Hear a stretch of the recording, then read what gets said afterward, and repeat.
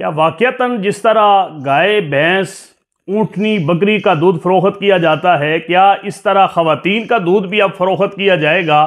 میں دوران سفر میرے ساتھ ایک دوست گاڑی کے اندر سفر کر رہا تھا، میں گاڑی ڈرائیو کر رہا تھا۔ اس نے راستے کے اندر جب ایک جگہ پر کچھ خواتین کو دیکھا، کچھ مرد حضرات کو دیکھا کہ وہ اپنی اونٹنیوں کا دودھ وہاں پر بر لبِ سڑک فروخت کر رہے تھے۔ اس نے جب اونٹنیوں کو اس حالت کے اندر کہ لوگ سڑک کے کنارے لے آ کر ان کا دودھ فروخت کر رہے ہیں اور خالص دودھ خریدنے کے شوقین وہاں ان سے دودھ خریدنے کے لیے اپنی گاڑیاں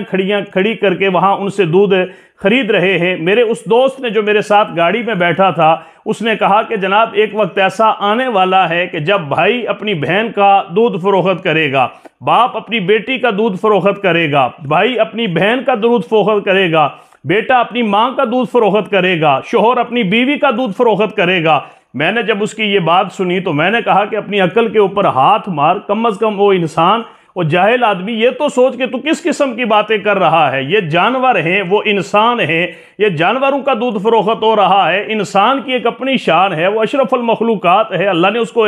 اپنی خاص جو ہے وہ اہمیت سے انسان کو پیدا فرمایا ہے۔ جانوروں کے ساتھ انسان کو نہ ملا، جانوروں کی حالت کے اندر انسان کو نہ لے کے آ، پھر انسان کے دودھ کے اندر جو ہے وہ فروخت ہونے کے بعد اس کے اور بہت سارے مسائل ہیں شرعی طور پر، جن کے اوپر قدغن ہے، جن کے اوپر شرعی طور پر ممانعت ہے۔ آپ اسے فروخت نہیں کر سکتے، آپ اسے بیچ نہیں سکتے، یہ انسانیت کی تذلیل ہے۔ پھر دوسری بات یہ ہے کہ وہ دودھ جب بیچا جائے گا، اس کو پینے کے لیے جب بہت سارے بچے اس کے اندر شامل ہو جائیں گے تو اس سے حرمت رضاعت جو ہے وہ ثابت ہونے کا خدشہ ہے۔ بہت سارے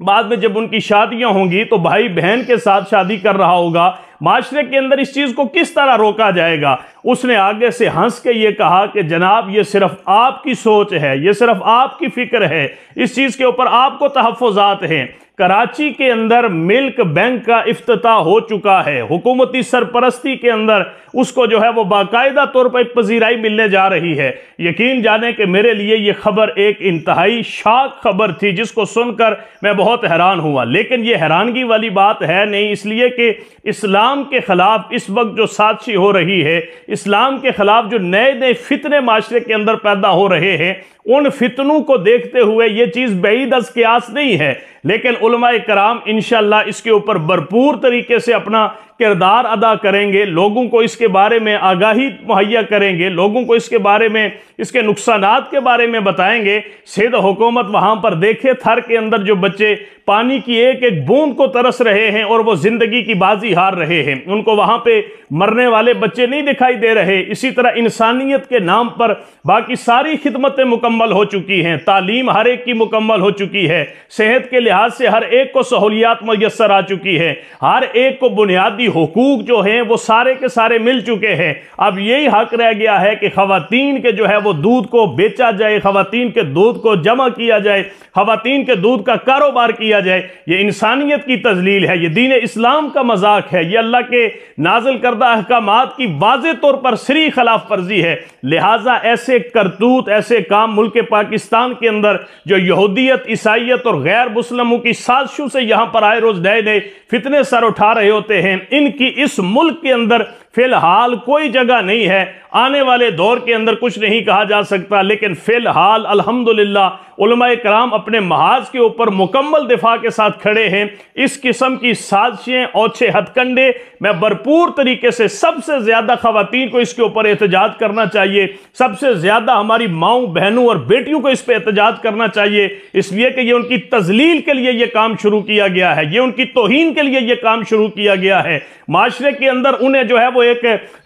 جانور کی طرح جو ہے وہ اس کو معاشرے کے اندر مقام دینے کے لیے ان کے ساتھ یہ کام کیا جا رہا ہے۔ جن کو بھینس، گائے، اونٹنی اور بکری کے دودھ کی طرح جن کا دودھ مارکیٹ کے اندر فروخت ہونا شروع ہو جائے گا، آپ خود اندازہ کریں کہ ان کی معاشرے کے اندر پھر باقی کیا توقیر رہ جائے گی، ان کی معاشرے کے اندر کیا عزت رہ جائے گی۔ یہ خواتین کے حقوق کے نام کے اوپر، خواتین کے حقوق پہ ڈاکہ ڈالنے والی یہ NGOs، یہ تنظیمات، یہ مختلف قسم کے ادارے جو اسلام دشمن بھی ہے اور خواتین اور انسانیت کے دشمن بھی ہے، ان کو بے نقاب کرنا ہوگا اور ایسے ہوچے ہتھ کنڈوں سے اس ملک کے اندر ہونے والی ہر سازش کو ناکام بنانا ہوگا۔